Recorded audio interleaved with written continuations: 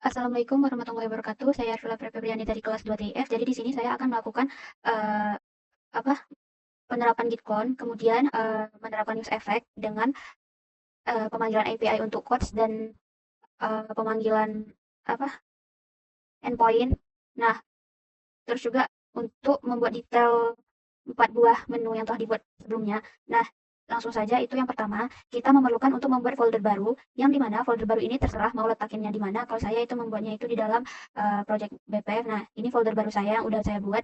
Kemudian itu kita buka di VS Code. Nah, nanti kan kita buka ini dia bakalan kosong awalnya. Nah, eh, supaya dia berisi kayak gini, kita bakalan melakukan itu yang namanya itu mengcopy URL repository dari si GitHub. Kita buka dulu GitHub-nya. Mana dia?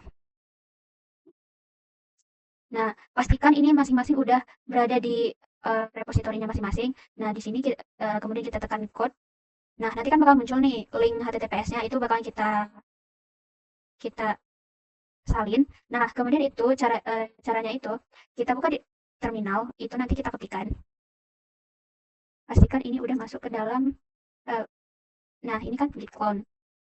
Nah, nanti ini di-copy aja. Di-copy dari si ini.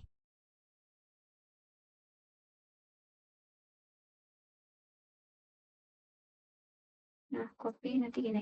Nah, kemudian ini bakalan kita enterkan aja. Nah, setelah di enter, nanti yang awalnya folder kosong kita tadi itu, kan nanti dia kan kosong aja tuh awalnya. Nanti folder baru yang telah kita buat tadi itu bakal berisi secara otomatis yang dari si project kita sebelumnya. Jadi nanti project kita yang sebelumnya itu bakal masuk ke dalam folder baru yang telah kita buat.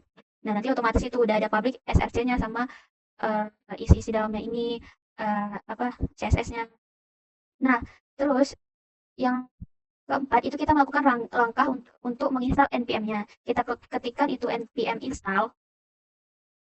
Nah, setelah setelah selesai menginstal npm, itu kita perlu melakukan npm run dev untuk melihat apakah uh, folder baru kita itu udah berjalan atau belum. Nah, kemudian setelah itu kita memerlukan git pull. Nah, tapi git pull ini dilakukan jika kita sudah selesai untuk mengoding saja. Nah, itu seperti biasa cuma ketikkan git pull aja. Kemudian yang langkah selanjutnya itu kita penggunaan use effect. Nah, yang dimana use effect ini merupakan hook dari si React yang digunakan untuk menyimpan data atau state dalam sebuah komponen. Maka use effect ini dia itu kayak merender selesai komponen itu di running, dia itu bakal merender gitu. Nah, yang contoh penggunaan use effect ini dia itu kan kayak memakai Axios, import Axios sama import use effect. Nah, untuk yang di use effect ini saya menggunakan itu contohnya sebagai contoh dari keempat menu tadi itu saya lowongan kerja. Nah, lowongan kerja ini saya menggunakan use effect dan Axios yang dimana nanti itu ketika dirender dia itu bakal muncul data yang dirender itu cuma satu aja. Nah, ini kan saya mengambil dari data JSON. Nih, data lowongan JSON ini untuk use effect-nya. Nah, kemudian ini untuk lowongan kerjanya. Kemudian untuk lowongan kerja detailnya ini saya bakal untuk membuat tampilan dia itu bisa mengklik lebih detailnya lagi. Jadi contohnya itu kayak misal ada sebuah grid.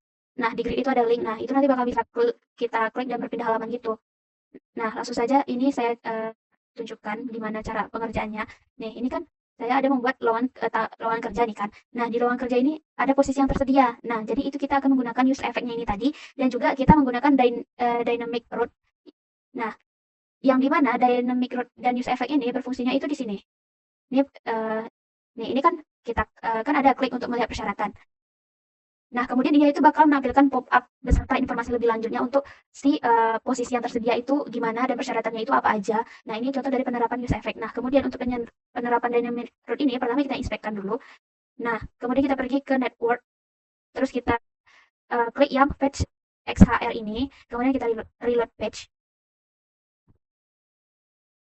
Nah, ini kan masih kosong kan ya. Nanti kalau misalkan itu kita udah klik ini kan.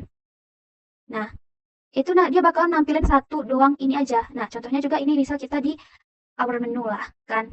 Itu kita inspect.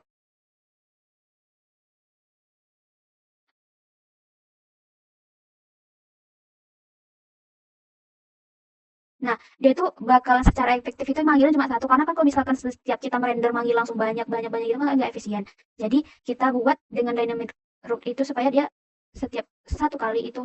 Nah, bakal muncul nih kan satu. Terus kalau kita klik lagi munculnya satu satu. Jadi nggak muncul sekali banyak gitu. itu bakalan nanti itu nggak efisien.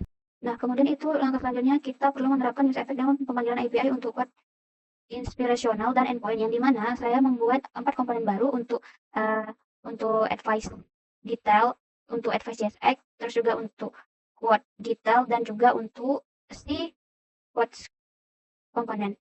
Nah, jadi langsung saja, itu yang pertama saya membuat advice, yang dimana API ini kita perlu mengimportkan si React dan import Axios-nya. Kemudian ketiga cons ini, mereka ini merupakan yang pertama itu kayak mereka itu mendefinisikan komponen fungsional yang bernama advice. Nah, jadi dia ini kayak yang pertama itu ada set advice, yang dia itu untuk menyimpan menyimpan advice yang diambil dari si API. Nah, kemudian itu ada state loading. Nah, state loading ini digunakan untuk menunjukkan apakah data itu sedang dimuat. Nah, kemudian itu ada juga step model open, yang dimana step model open ini untuk mengontrol apakah model detail advice-nya itu terbuka atau tidak. Nah, kemudian itu ada juga fetch advice. Fetch advice ini berfungsi untuk fungsi yang mengambil data si advice dari API. Nah, kemudian ada juga itu set loading true. Dia ini kayak set loading ke true sebelum memulai request. Nah, kemudian itu ada juga try once respond. Nah, dia itu kayak melakukan request get ke API advice dan menyimpan hasilnya ke state advice. Nah, kemudian itu ada catch, yang dimana catch ini kayak jika terjadi error maka dia bakal menampilkan pesan fallback dan log kesalahan ke konsol. Nah, kemudian ada juga finally. Nah, finally ini dia ini kayak setelah request berhasil atau gagal, state loadingnya itu menjadi false gitu. Kemudian ada juga penerapan use effect. Nah, use effect ini dia itu hook yang berjalan sekali saat komponen pertama kali dimuat. Contohnya itu kayak tadi saya di lowongan kerja sama di produk. Jadi kan dia itu nanti saat kita pergi ke network itu bakal merender satu aja kan. Nah, itu fungsinya. Terus juga kayak ada ini return div class name. Nah, dia itu untuk menampilkan tampilan komponen dengan margin bawah. Terus ada juga tiga class name text advice of the day. Ini kayak menampilkan judul advice of the day dengan styling khusus. Kemudian ada juga itu untuk membuat advice. Jadi pada saat saya merefresh atau ingin menampilkan advice baru, dia itu bakal ada tampilan memuat advice atau tulisan memuat advice. Nah, kemudian itu ada juga kayak block quote ini. Nah, block quote ini dia itu kayak berfungsi untuk menampilkan advice dalam bentuk block quote yang bisa diklik. Nah, ini untuk button ini untuk menampilkan untuk menjalankan button kliknya itu supaya ke klik otomatis. Nah, ini untuk mode open, yang dimana mode open ini berfungsi untuk menampilkan pop-up dia pada saat kita klik, itu bakal langsung berpindah halaman. Nah, kemudian ini ada juga tutup, jadi nanti saya menambahkan button tutup jika sudah selesai membuka si advice-nya tadi.